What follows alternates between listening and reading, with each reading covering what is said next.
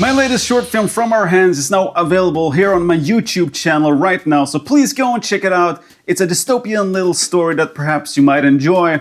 And in a couple of videos going forward, I'm going to talk about how I used AI tools to create this short film. And more specifically, in this video, I'm going to talk about how I created a matte painting from one of the scenes in this short film.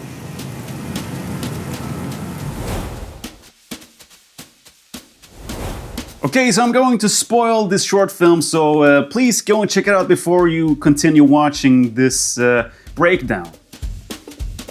So when Maria is standing there in the cemetery, I wanted to communicate to the audience that this is not present time, this is the future. So when I did the establishing shot with my actress, I did a little tilt with my camera to reveal this tree line. And beyond the tree line, a futuristic city skyline with, you know, floating cars and weird futuristic sounds. All kinds of things to suggest that this is actually the future. So while editing the movie in post-production, I started to think about how I could create this futuristic skyline, and I was prepared to jump into Blender and you know, create these skyscrapers. But since this shot is very short and static, I felt like it was a little bit of overkill to go in and do 3D. So I thought to myself, why not try to use AI to create a matte painting that I later can bring to life using compositing techniques? And that is what I did. So I went straight into Photoshop and went to town with the generative fill feature. So basically I just took a still frame from the footage and imported that into Photoshop.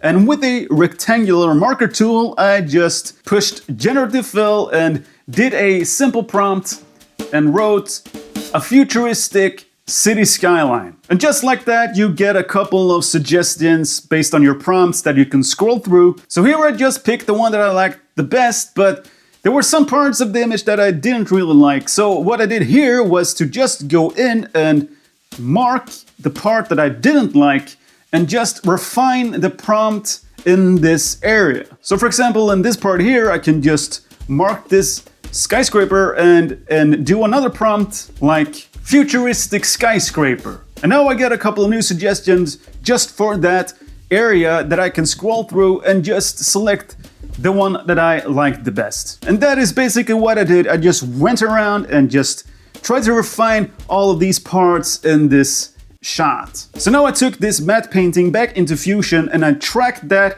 matte painting into the footage. And then I actually went into Blender and made a simple simulation of these futuristic cars. There was actually a 3D pack that I found online that was pretty cheap. I got a bunch of these futuristic looking vehicles that I basically could randomly populate inside of this 3D space in Blender and just animate them slowly so we get a feel that they're very far away back in the distance. While talking about depth, I also made a depth matte that I could use as a atmospheric pass so we can get a sense of that car in the distance is a little bit covered with haze or atmosphere. And these vehicles were not textured or colored. I just went with this gray standard shading you get from Blender. Because they were so far back in the distance, we weren't able to see any color or, you know, specular highlights, any of that.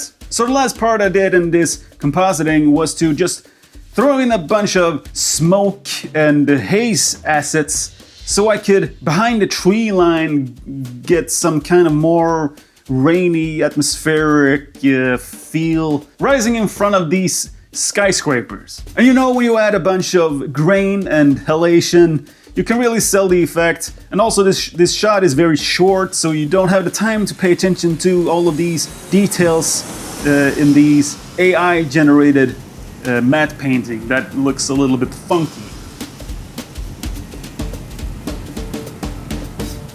So there it is. That's how I used AI for generating a matte painting in my short film. And if you got any questions, let me know in the comments section. I will see you in the next one. Bye!